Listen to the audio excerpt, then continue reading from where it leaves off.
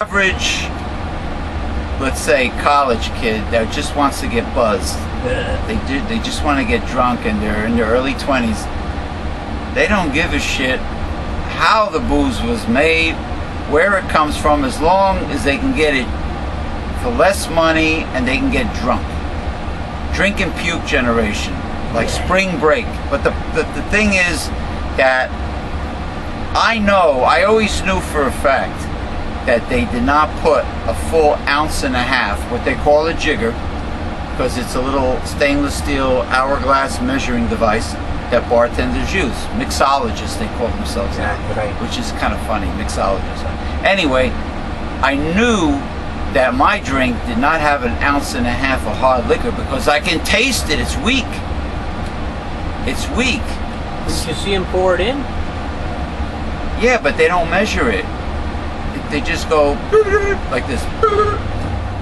Oh, instead of measuring a jigger? Instead of using the bartender's tool, the jigger, and giving me a full shot, which is supposed to be an ounce and a half of hard liquor, they just pour it in, and the drink is weak. Now, if you're a good-looking young girl with big jugs, the male bartender is going to really Irish up your drink. What, is he going to get her soused there and think he's going to get a date? Yeah. Oh, Lord. He's in the process of kissing up to her, kissing ass. Oh, Lord. So anyway, that's what it is. They got caught ripping off the public. How come it doesn't surprise me with this Republican-controlled Washington and deregulation? The bar industry is under investigation. So not only, what am I doing? I'm not saluting them. Hold on. Not only Chisley's Hall of Shame, shame on you, Fridays, TGIF Fridays. I didn't know they sold booze. Yeah, they always had a bar in there. But shame on all bars in the United States that have been doing this, and I'm sure there are many, many, many others that have been selling low-grade house liquor as top shelf for top dollar. Trying to boost their profit margin. And watering down their booze with caramel coloring in water. I bet they're watering down the house liquor and selling the house liquor as top shelf and selling the... Unless you have to really watch. But who's to say... Maybe they give you the top shelf one maybe for your first or second drink.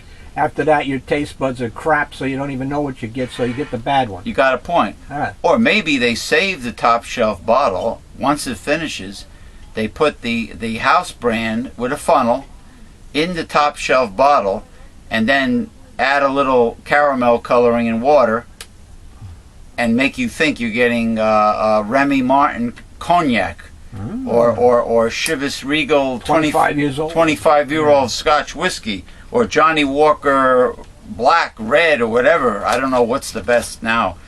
It's Johnny Walker this, Johnny Walker that. But it's really sad. And, you know, of course, shame on you. Chisley's Hall of Shame, bar industry, and especially Fridays. Very good. Which I always thought was very nauseating when you walk. However, they had a nice hamburger. Well, they're kind of. It was a strange thing. They're kind of stingy, but they're cheap with their portions, except for yeah, it was $7 and something. They're cheap with their portions, except for their fish and chips, their codfish, scrod cod fillet with French fries. They actually give you a decent portion of cod. I have to say it, but everything else is a rip-off. One little scoop of this, and if you go to Fridays, another shame on you, if you go to Fridays and you have a coupon, they give you smaller portions of everything. Yeah, come. They're rascals. You get like a little blob of sweet potato fries. You get a smaller rack of baby back ribs. They shrink the portions when you go there with a coupon. Well, I remember Sneaky. I went there and had a hamburger and everything, and the original thing that I remember was that they not only put salt on the French fries, but pepper. Well, they want you. I never had that before. It was tasty. They want you to be more thirstier. So you buy drinks. Unfortunately, or for them, I didn't drink anything. Because I do not drink with my meals to dilute my acid. No, neither. No, I do not. Neither do I. I always drink when I'm completely finished. Afterwards. 20, half hour. I never take a bite and sip. Take a bite and sip. No. I never do that. No, no, no. But like I was saying, you walk through the front door of Fridays, and they have their nauseating greeters there with a big Cheshire cat smile on their face. Hi, how are you? Welcome to Fridays. They're like, these are young girls acting like they're flirting with you, and they're like, first of all, I don't want insincere, phony friendliness. Don't say anything to me. Just seat me in the location where I want to sit. Give me a menu. Give me the menu. I don't want phony friendliness, and especially those that really pour it on thick. How are you today? How are you, sir? Can I help you? Like the Walmart guy, the greeter at Walmart? Oh, actually, the greeters at the Walmart I go to locally, they don't look happy at all. I walk in, they say, hey, what's going on? What's up? It's a damn job. I hate this place. At least, look, I'd rather have an honest greeter than a phony greeter kissing my ass insincerely. You know, I don't like phony people. All right? Phony baloney. Phony baloney. Moni barona. All right, now Phony maroni. let us, because I think I covered it all pretty well. Like I said, March 25th, today, the march against Monsanto. Rain or shine. Love you. Excuse me. Love you guys. Now let us sink our teeth into these readings. And speaking of Apple computer, we're going to hear about it. Washington has a love-hate relationship with big tech. Witness Apple CEO Tim Cook's recent testimony on Capitol Hill, where senators praised their favorite iGadgets while also accusing the world's most valuable company of being one of its biggest tax avoiders. That's right. Laying out how Apple jumped through loopholes to save some $44 billion of otherwise taxable income. As Democrat Carl Levin, chair of the Investigations Committee, put it, Apple sought the holy grail of tax avoidance by funneling vast earnings to overseas subsidiaries. Say like in Ireland. Yeah. Or the Cayman Islands. And things of that nature. Yeah, and they practically made Steve Jobs a saint. Yeah. Tim Cook responded that Apple paid $6 billion in U.S. corporate taxes last year.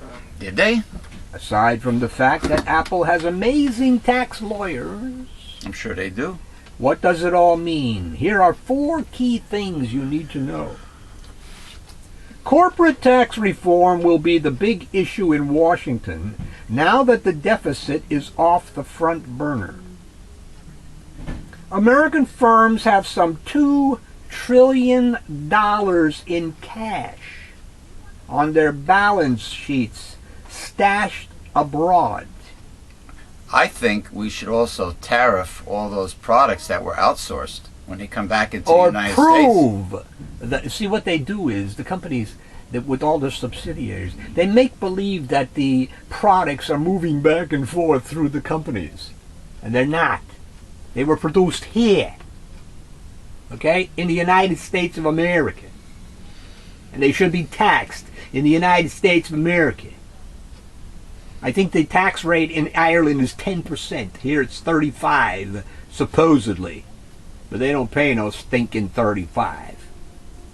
Okay? So that's what they do. They make believe that they produced it in Ireland and will pay Ireland 10% rather than the 35% over here. That's what they do. And that's why we, the little people, and the middle class, have to make it up. Yeah, the Lilliputians. The Lilliputians, yes. That's what we ought to do. We ought to get the big boys and tie them down on the beach. That'll be a very good Like the Lilliputians. political satiric cartoon drawing of the Gulliver's Travel, Yeah. representing all the fat cats just being restrained. In large part because they don't want to bring that money home and pay America's 35% corporate tax. Ireland, where Apple stashed a lot of its cash, has a 12.5 official rate, though Apple paid less than 2%. See, even the going rate they never pay. None of the companies. No. Like 35% over here, that's a joke. It's a joke. GE paid nothing. That's great. And got subsidies. Besides, Got a refund. they paid no taxes, and they received corporate welfare for the rich, subsidies on top of paying no taxes, And then a refund. and then a refund. How the hell do you get a refund if you don't pay any taxes? Oh my God! And that's not counting the astronomical salaries of the CEOs, CEOs, yes. which I think is even more obscene than the salaries of baseball players. Well, it is, because the CEOs don't do nothing, and they get those salaries whether they fail, the company fails or not. Yeah, worse. It's than, not merit pay. worse than Alex Rodriguez. It's just a sitting on his deliberate. ass in Florida, huh? It's just a deliberate way of siphoning the money upward. That contracts the economy because the money is not downward, where the people 70% of the the GDP is from consumer spending. Yeah. So if you don't have it downward, can't spend it. The economy suffers. The big boys, how many damn refrigerators can they buy? With unemployment still high and wages still flat, the government wants companies to bring that cash back to the United States and create jobs at home. The investigation into Apple's finances is clearly a warning shot to other U.S. multinationals. It isn't just the United States. Tax reform is coming in other major developed countries. Large government debts and shrinking public budgets mean all rich nations will be looking more closely at corporate tax avoidance. This year, the UK is leading the G8 under the group's rotating presidency, which added to the drama of British Prime Minister David Cameron's remarks at Davos in January that multinational tax avoiders should wake up and smell the coffee. You remember, did you receive what I sent you, what Dawn Lester said, that the British government deliberately tried to eliminate any third parties, any third political parties? Oh, they all do that. They, what we call the democracies like around the world. libertarians or whatever. In other words, anything besides the established two-party system. Correct. Any We've done it independence. here. Yeah, England. We've done it yeah. here. Third parties don't mean anything in this country. Well, nobody ever sees them on TV. The media never gives them FaceTime. Or anywhere, Or anywhere. No debates, no FaceTime, no interviewing. That's why the whole system must be scrapped. Well, she agreed. I told her what you said. In order to get the corruption out of politics, you have to remove the money from politics. And To make a whole new system and of bringing the candidates before the people. and what puts the money and the corruption inherently into politics, unfortunately, are the parties. Like you said, individual parties are the problem, and people must independently campaign, defending their own merits, their own qualifications, And policies, yes. or their own policies. And we must find ways to bring them before the public. Right, not In who a free way. not who has the most campaign funds Right. gets the FaceTime on TV. Which, of course, was made worse by Citizens United, by the Supreme Court. If you get enough votes to get on the ballot, you should be heard. Interviewing and in debates, you should be heard as a candidate, as an independent candidate. It should not be about money. It should be about competence, qualifications, uh, who the people want. Yeah. How can a person want something if they don't know? You know, the person hasn't been brought before them.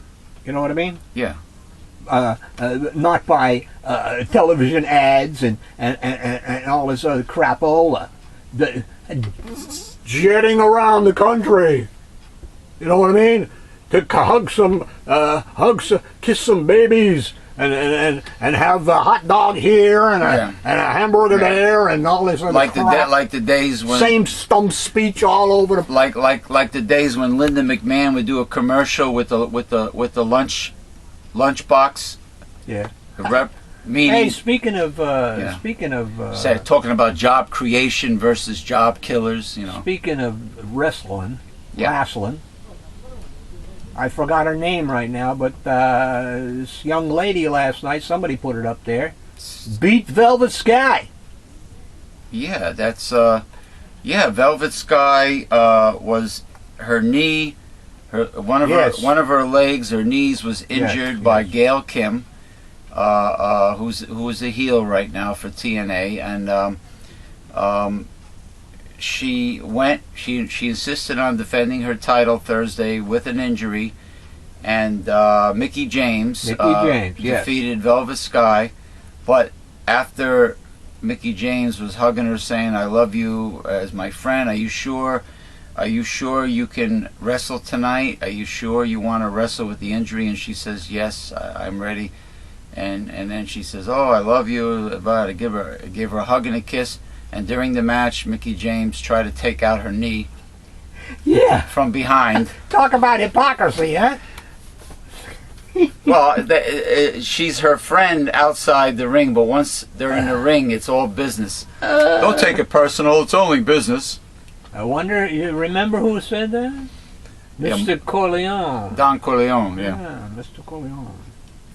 It was a pointed reference to Starbucks, which had recently volunteered to pay more tax in the UK in response to an investigation into its tax avoidance there. On May 20th, Cameron announced he had written to leaders in tax havens asking for their help with this initiative. Look for this to be a big topic at the G8 summit in June. Major corporations will be pressed to do their part. In an economically bifurcated world where companies are flush but workers are not, and the historical relationship between corporate profits and local economic growth looks broken, big companies are going to be under a lot more pressure to do more for the countries in which they operate. Walmart's response to the garment factory fire and devastating factory collapse in Bangladesh recently is an example. The U.S. retailer is now funding Bangladeshi government efforts to improve labor standards. You see that new Walmart commercial with the black guy pushing the boxes on a dolly around the store? He's improving. He's growing. He wants to become the manager of the store, the big CEO from his position of pushing the boxes around. And Walmart will help him with that. Oh, big deal. What a career. A retail manager for Walmart. You know how little retail managers get paid? Yeah, especially at Walmart. Especially for Walmart. Yeah. Oh, you're really going to raise your standard of living by being a Walmart department manager. Oh, God. There is a growing sense that many companies have been flying 35,000 feet over the economic troubles of the countries where they operate, and they should be forced back down to earth. You hear that word, forced? Yeah. You know what that means? Make a law. They made it a law, so they do what they do. Why can't we make a law that they can do what they do? Simple, isn't it? Apple's tax troubles are just the beginning of a very big fight between the world's richest companies and its governments. Tech firms, in particular, will feel the heat. A year ago, when the investigation into Apple's tax avoidance got underway, I wrote of other big tech versus government battles that were shaping up. One was to push to get internet retailers like Amazon to pay local sales taxes. A bill to do just that passed the Senate. Another was the FTC's antitrust investigations into Google, which ended without charges. Bottom line, when you have a lot of cash and can move much of it abroad easily, as the big companies do, everyone will start watching you more closely. As Steve Jobs once said, it's more fun to be a pirate than to join the Navy. But when you are the world's most valuable company, it's harder to play the rebel. The truth is that big tech is as corporate as it comes. And since big tech is also where most of the new growth and income creation in the U.S. is right now, there's little doubt that it will draw more and more attention from regulators, tax collectors, and social activists.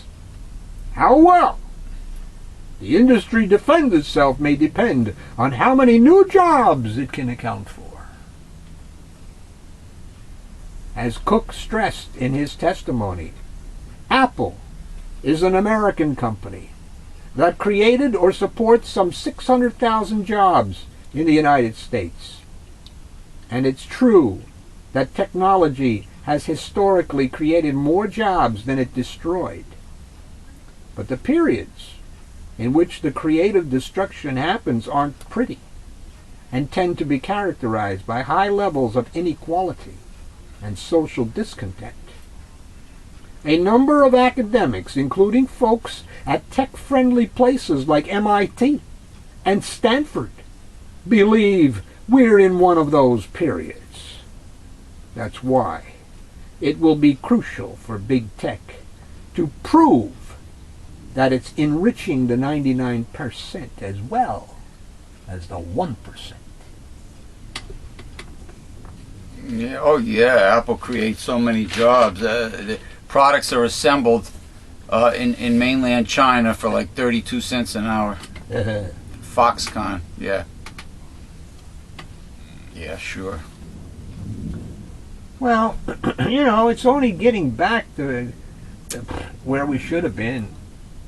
Over 30 years of a tax holiday for the rich and the corporations. Thanks to Ronald Reagan. Never paid their fair share in the last 30-some years. Thanks to Ronald Reagan. Yeah. So, you know, I mean, what's the big deal? When Reagan entered office, the tax rate on the top guys was 70%. One time it gets down to 28. Under Bill Clinton, it goes to 39.6. At the end of Bill Clinton's administration, there's no deficit. Surplus. Surplus, which Mr. Bush spent quite like a drunken pirate. Did you see the lovely photo of the U.S. Constitution on fire, in flames, that I put on the Facebook hard-hitting truth group? And it says G.W. Bush called it just a damn piece of paper. A goddamn piece of paper. He took the Lord's name in vain. Oh, a good Christian, mind you. Oh, he did? Wow. Yes. So he really showed disrespect for the Constitution by using that phrase. However, so is Mr. Obama. Disrespect for the Constitution. Well, since nobody does, because who the hell cares what these founding fathers said 200 and some years ago? Listen, We're smarter now. That's what happened with Wall Street, wasn't it? They were smarter than FDR and his brain trust, who put up with the laws and regulations to prevent this financial meltdown from happening. They were smarter, so let's get rid of all these stupid laws from the 30s. Come on. Larry Summers, Robert Rubin. Well, of course they don't want to be regulated. They want to be able to continue with their white-collar crimes. You know, it doesn't surprise me that Obama doesn't respect the U.S. Constitution either, because of what happened with the Senate overwhelmingly voting down the GMO labeling bill. So if you have Democrats, because overwhelming means you have Republicans and Democrats. That's correct. Since there are a tad bit more Democrats in the Senate than Republicans, to get an overwhelming vote means that the party of the little guy voted against the little guy. Well, actually, there's no parties for the little guy. Okay? Two sides of the same coin. Corporatists. They're corporatists. Fascism. You know, but there are people online that defend the Democratic Party like it was the party of FDR. They're living in the past. You know, I mean, John Nichols wrote one of the most accurate analyses of Governor Christie's political actions and style that I have seen. Once you get past his response to the devastating effects of Superstorm Sandy, you quickly recall the governor we've known before and after the storm.